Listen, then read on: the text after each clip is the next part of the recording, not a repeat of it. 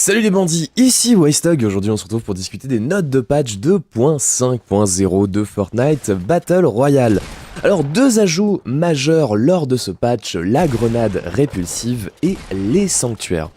Du coup les grenades répulsives ce sont des nouveaux types d'objets de couleur bleue que vous pouvez trouver du coup dans les coffres et les ravitaillements. Alors les grenades répulsives vous servent à deux choses: à éloigner vos adversaires ou à propulser vos alliés ou vous-même. Globalement, c'est une grenade que vous allez pouvoir utiliser pour faire sauter vos ennemis. Ça permet par exemple de vraiment faire perdre le cap de ses adversaires lorsqu'on arrive sur une zone et qu'on a envie de clean un petit peu la position des ennemis, ou alors au contraire de passer par-dessus des adversaires à la manière peut-être d'un tremplin. En tout cas, c'est une grenade super stylée, franchement, le genre de grenade qui fait plaisir sur Fortnite Battle Royale. On en attend beaucoup de ce genre de gadget qui permet de jouer verticalement, de gagner de la vitesse, de changer un petit peu la dynamique du jeu. C'est super bien accueilli. Encore un gameplay plus vertical, je sais que les gens aiment ça, j'adore ça personnellement et je trouve ça génial. Seul petit défaut selon moi de cette grenade, eh bien c'est que c'est une grenade un peu à l'instar des autres grenades qui sont plutôt sympas comme la Boogie Woogie. Ça reste un objet qu'il va falloir mettre dans son inventaire et du coup c'est difficile parfois de choisir entre un explosif ou une grenade répulsive. En tout cas, à voir comment ça change dans le futur. Je pense que il n'est pas impossible que dans le futur on ait peut-être un slot dédié aux grenades sur Fortnite Battle Royale. Ça ajouterait une dynamique supplémentaire. Peut-être que les grenades explosives auraient trop d'impact, mais en tout cas c'est ce que j'espère voir dans le futur. Et en attendant, on va bien s'amuser avec la grenade répulsive. Je pense qu'il y a moyen de faire des clips de ouf avec ce nouvel objet. Ensuite, on a l'ajout des sanctuaires, qui sont en gros des lieux thématiques disséminés sur la carte, où vous allez pouvoir trouver du coup des coffres et des objets à l'intérieur.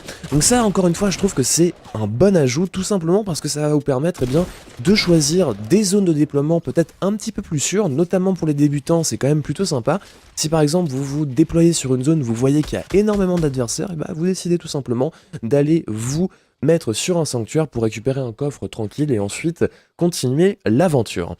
Du coup, du reste, eh bien, on va discuter un peu du reste des patch notes qui sont plutôt sympathiques. Alors déjà, sur PS4 et Xbox One, vous avez l'ajout de l'option de la résolution dynamique qui vous permet d'afficher un taux de rafraîchissement plus constant lors des phases de combat où votre carte graphique est sollicitée. Ce qui fait que par exemple, si vous êtes en 1080p alors que vous vous baladez, eh bien, le jeu va dynamiquement ajuster la résolution pour vous permettre d'avoir plus de FPS lors des phases de combat, notamment lorsqu'il y a énormément d'explosions, et vous permettre globalement d'avoir plus de performance. Donc ça, c'est franchement sympa. On a l'ajout d'un raccourci clavier pour activer, désactiver la pioche, donc pour ranger notre pioche. On a l'ajout de bruit distinctif lorsqu'on commence à construire avec du bois, de la pierre ou du métal, et plusieurs petites corrections de bugs générales dont on ne va pas énumérer la totalité ici.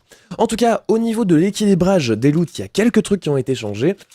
En premier lieu, le fusil d'assaut à lunettes est désormais précis à 100% lorsqu'on vise avec notre lunette, il n'y a plus de dispersion, donc ça va être sympa.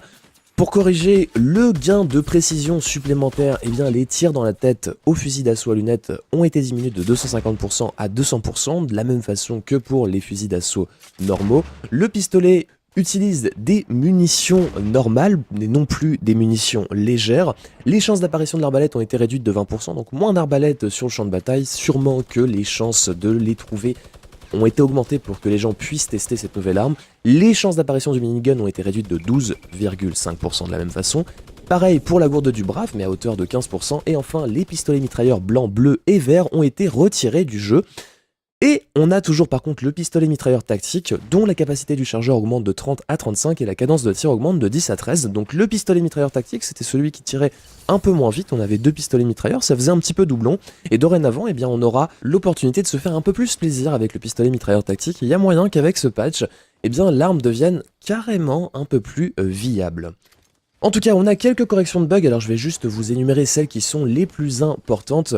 Parfois, lorsqu'on était en train de viser et qu'on avait un petit pic de latence, au sniper, parfois nos balles n'étaient pas enregistrées alors qu'on touchait notre adversaire. Ça a été corrigé, alors à voir ce que ça donne dans la pratique, parce qu'il y a moyen qu'on se prenne des balles de sniper qu'on n'était pas censé se prendre avant. On va voir de toute façon dans la pratique ce que ça donne. En tout cas, correction d'un problème qui permet aux joueurs de tirer à travers les murs avec l'arbalète et le minigun, si ils réussissaient à se coller contre le mur. Donc petit bug bien relou qui a été corrigé, ça fait plaisir. Et enfin, un truc qui fait rager, c'est parfois on prenait des dégâts de nos adversaires qui nous tiraient dessus alors qu'on avait un mur créé en face de nous. Normalement, ce bug réseau a été corrigé.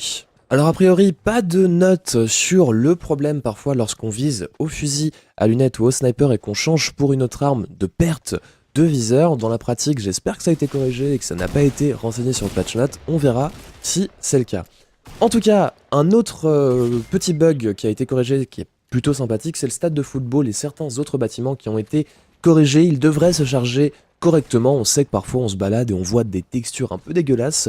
Maintenant ça a été corrigé, on ne pourra plus voir à travers ou voir un espèce de tas de textures. Ça c'est quand même super cool.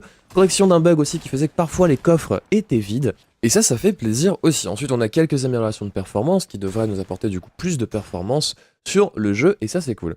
Mais le plus important, ce sont les corrections au niveau du son. Donc on a l'amélioration des bruits de pas grâce à l'ajout d'une différenciation notable selon la hauteur sur les structures en bois, pierre et métal. Donc sur Tilted Towers, il devrait être plus facile de deviner où sont nos adversaires, et ça c'est franchement bienvenu parce que c'était hyper difficile de deviner exactement la position de nos adversaires. On est censé quand même pouvoir le faire.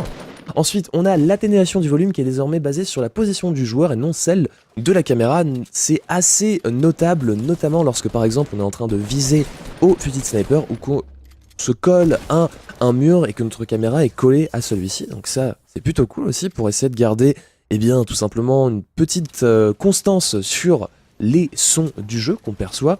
Les joueurs devraient désormais mieux entendre leur environnement lorsqu'ils construisent des structures. Donc le bruit de pose de la première structure a été réduit, ce qui va nous permettre de construire tout en étant attentif au reste de notre environnement.